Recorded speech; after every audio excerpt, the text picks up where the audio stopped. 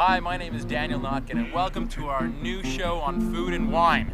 It's all about how great wines can go with great food. We're here in downtown Montreal, and we're going to go to Deca 77, a restaurant that's been around here for a couple of years, and Chef Darren Bergeron is going to make some fantastic dishes to complement those great wines.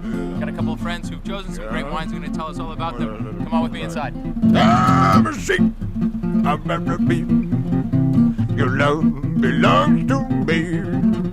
The night when you're asleep, into your tent I creep. The stars that shine above will not outweigh true love. Your room is blind with me. Here we are at the bar at Deca 77, and each week we're going to be taking you through one kind of wine. And this week we are beginning with Chardonnay, and it's a great place to begin because I love Chardonnay. It's one of my favorite wines. There's nothing better than sitting down on a beautiful warm summer day and having a nice crisp glass of red Chardonnay. That just the rubyiness of the.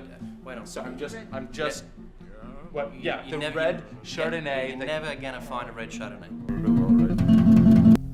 Chardonnay is one of the most planted grapes in the world. It's planted over 400,000 acres. I mean, it's most famously in Burgundy, but if we look worldwide, we're looking at Greece, Israel, Lebanon, Austria. There's the same flavor compounds found in raspberries, vanillas, tropical fruits, peaches, tomatoes, tobacco, tea, rose petals. The term Chardonnay has only come into being in the later half of the 20th century. Since no one knew exactly where Chardonnay came from, everyone wanted to appropriate it as their own. So Chardonnay has as many different names as places it comes from. Elyse and Nico have chosen 3 wines from around the world that express Chardonnay very particularly to that area. Here we're going in France, more specific in Burgundy and in the region of Chablis, which is southeast of Paris. Okay. To give you a kind of a reference point, we have here a wine that is fresh, mineral, crisp, because it's a fairly cool climate. Yeah, moving on to... I'm going here in New Zealand, but I have the Australian guy on my left. You do understand that Australia is not actually New Zealand. A lot of times it is mistaken that. New Zealand is the capital of Australia. No, that's not correct. Okay. We're at Kimia River here. This is vintage 2004. Without a doubt, I believe one of the best producers in New Zealand from top to bottom. This has been aged completely in oak. The La Crema, as a style, stylistically, Californian Chardonnay is known to be rich, buttery, and powerful. We're starting with the Chablis. Now you're swirling, you're aerating, you're introducing some... Yes, these are not so good. No, you can not also really. do it.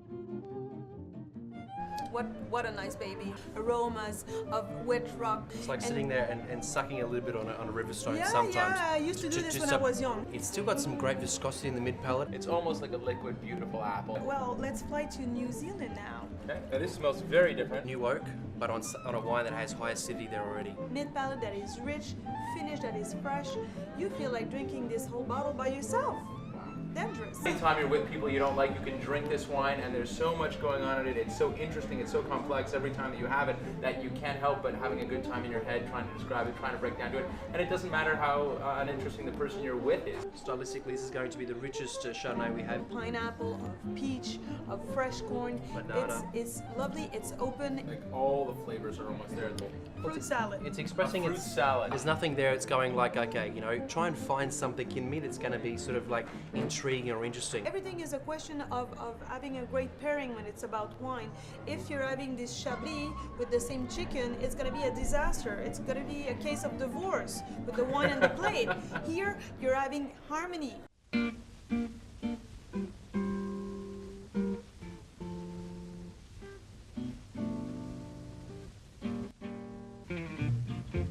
On va commencer avec le thon amachi. Okay, little piece of amachi sitting right there. As important as the complexity is in wine, when everything comes out on the palate in a certain way, everything on the plate is going to hit the tongue in a certain way also. And it's that texture and flavors that are going to complement all the wines that we chose. That's it. Brilliant. Excellent. Beautiful little crisp piece of that doré or walleye. And this would be milk, cream, a little bit of butter. Okay. And the oyster slush if you want it. So laying that, there's that white salmon.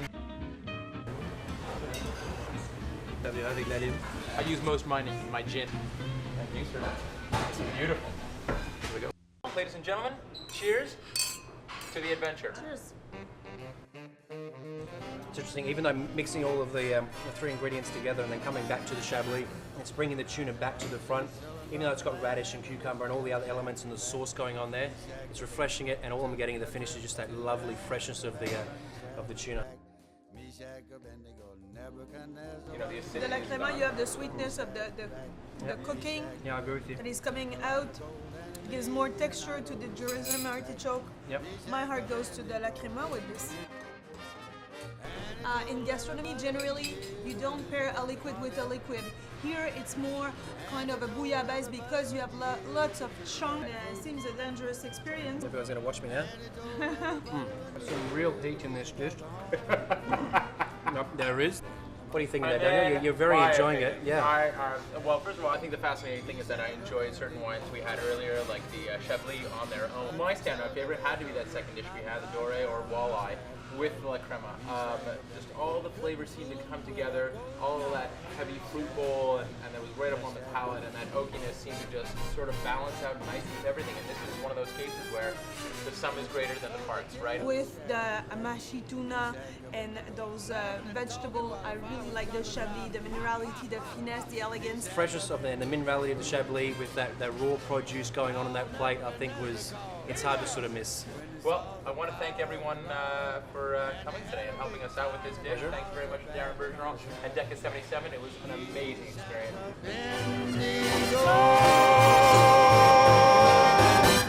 Bendigo.